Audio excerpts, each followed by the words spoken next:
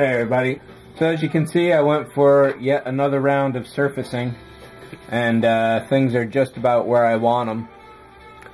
What I had done is add to the side here to make the engines rounder.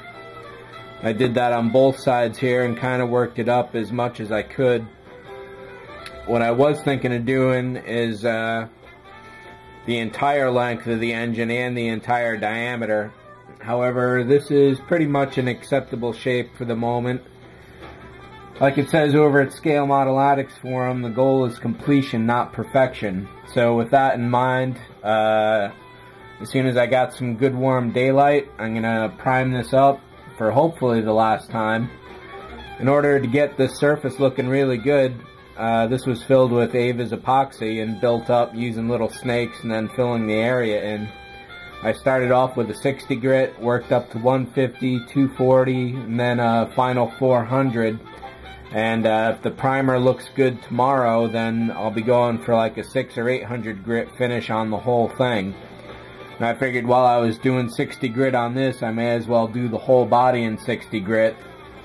So I was definitely happy about that. Everything's really nice and smooth.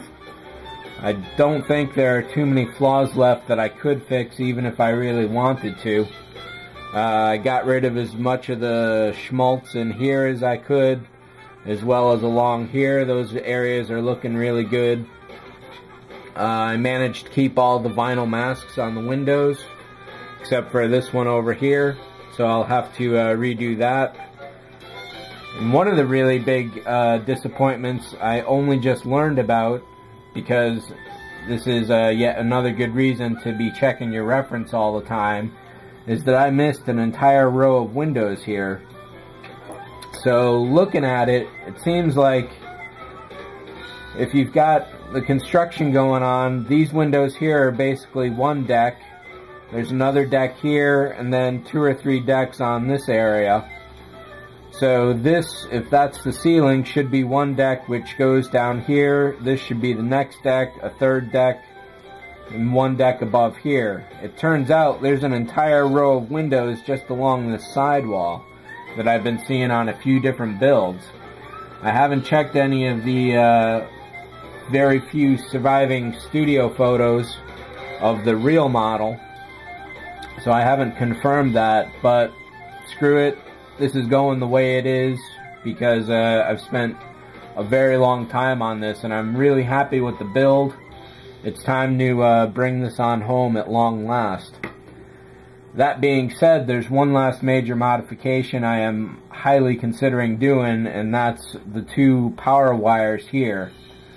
So I left these open like this because I wasn't sure exactly what I wanted to do. What I was thinking was wrapping them around this area here and just using clamps to hold the power on when it was lit, and then that would allow me to avoid putting any power connectors in the bottom or the back. Anytime this is seen in the show, it's basically underneath like this or dead set forward. In either case, the wires coming off of here are going to be invisible to whoever looks at it from those angles. However, having these 2 wires sticking up like this is clearly not acceptable. So the one modification I'm considering doing, and this would be a bit of surgery, and if I do it, now is the time to do it, is to cut an access panel somewhere in either of these sides right in that area. So what I would do is slice a box. I'll show it on this side, a little easier to see for you. Slice a box, a fairly good size one so I can really get in there. I would then take some styrene strips, glue those to the underside of the opening, just half off there, and that would allow me to put this panel that gets cut away straight back down where it is. I could even throw magnets on there to help hold it down. So that would be the most versatile option as far as this goes, and like I said, now is the time to do it if I'm going to do it. Just the idea of cutting into this really, well, it'll certainly be a learning experience as far as everything goes. A very early idea I had, and I don't know that I ever covered this on a video, was to make this entire area a pull-up basically. The problem with that is this fin, which has to remain fixed and goes on like that. So I'll make the decision over the next few hours as to whether I'm going to cut this open or just go with this as is. I'm pretty much sure that I want to cut it open. It's just the pain and agony of doing so and the pain and agony of the actual decision making that's holding me down. But I'm pretty sure it is the right course and the way to go. Like I say, it'll be good to learn in case I need to do it again on a model in the future, because that would not be a bad thing. So I guess that's pretty much it. There's not too much else to talk about on this, I think. I'm really glad I spent the time working on the engines here. They look a hell of a lot better.